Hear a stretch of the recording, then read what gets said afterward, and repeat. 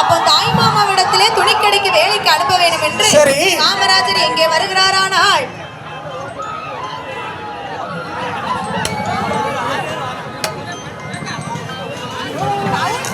தவுலிசை அண்ணாவி மேடை அருகில் வருமாறு தாழ்மையுடன் கேட்டுக்கொள்கின்றோம்.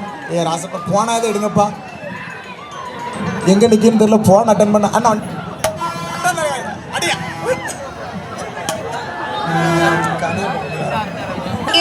விருதுபட்டி தான் கடந்து விருப்பமோடு இறங்கி வாரார். திருவனந்தபுரமதிற்கு வருகிறாரே காமராஜர். அங்கே இருந்து பயணமாயி எங்கே ஏறி வரார்.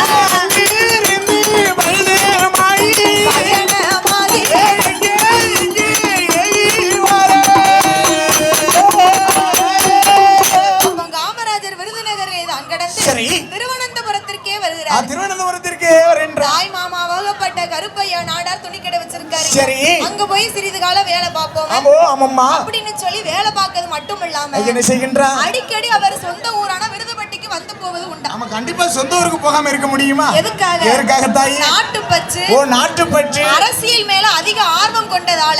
தேசப்பற்று உள்ள காரணத்தினால. அதனால தொழில அதனால கவனத்தை செலுத்த முடியல. ஆமா, பரவாயில்லை. நாட்டுப்பற்று இருந்துச்சுன்னு சொன்னாலே தொழில் எப்படி தாய் கவனத்தை செலுத்த முடியும்? ஆமா. அப்படி இருக்கக்கூடிய நேரத்திலே ஒரு நாளைய தினத்திலே ஒரு நாளைய வேளையில பார்த்தார் காமராஜர். ஆமையோ அந்த திருவனந்தபுரம்